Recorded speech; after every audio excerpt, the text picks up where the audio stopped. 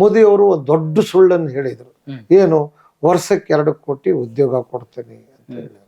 ಎಷ್ಟು ಜನರಿಗೆ ಉದ್ಯೋಗ ಕೊಟ್ಟಿದ್ದಾರೆ? ಇದ್ದಂಥ ಉದ್ಯೋಗಗಳನ್ನು ಕಳಿಸ್ಕೊಟ್ಟಿದ್ದಾರೆ.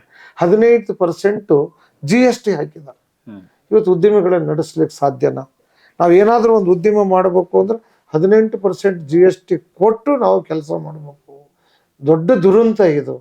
ಇವತ್ತು ನಿರುದ್ಯೋಗ ಮತ್ತು ಇವತ್ತು ಉದ್ಯಮಿಗಳು ಮುಚ್ಚಿ ಹೋಗ್ಲಿಕ್ಕೆ ಇದು ಒಂದು ಕಾರಣ. ಹೌದು. ಆದ್ರೆ ದುರ್ದೈವದಿಂದ ಇದಕ್ಕೆ ಉದ್ಯಮಿದಾರರು ಯಾರು ಕೂಡ ಬಾಯಿ ಬಿಡ್ತಾ ಇಲ್ಲ. ಯಾಕಂದ್ರೆ ಮೋದಿ ಹೆದರಿಕೆ. ಮೋದಿ ಏನಾದರೂ ಮಾಡಿದ್ರೆ ಈ ಎಲ್ಲ ಒಳಮಾರ್ಗಗಳನ್ನ ಹಚ್ಚಿ ಇವತ್ತು ನಮ್ಮ ದಿಲ್ಲಿಯ ಮುಖ್ಯಮಂತ್ರಿಯನ್ನ ಅರೆಸ್ಟ್ ಮಾಡಿದ್ದಾರೆ. ಆ ಸೊರೇನ್ ಅನ್ನೋರನ್ನ ಅರೆಸ್ಟ್ ಮಾಡಿದ್ರು. ನಮ್ಮ DK ಶಿವಕುಮಾರ್ ಅವರಿಗೂ ಕೂಡ ಬಹಳ ತೊಂದರೆ ಕೊಟ್ಟು ಅವ್ರನ್ನ ಅರೆಸ್ಟ್ ಮಾಡಿಸ್ತಕ್ಕಂಥ ಕೆಲಸ ಮಾಡಿದ್ರು. ಕಾಂಗ್ರೆಸ್ ಸರ್ಕಾರಗಳು ಎಲ್ಲೆಲ್ಲದೋ ಅಲ್ಲೆಲ್ಲ ಬೇರೆ ಬೇರೆ ರೀತಿಯಿಂದ ತೊಂದರೆ ಕೊಡ್ತಕ್ಕಂಥ ಕೆಲಸವನ್ನು ಮಾಡ್ತಾ ಇದ್ದಾರೆ.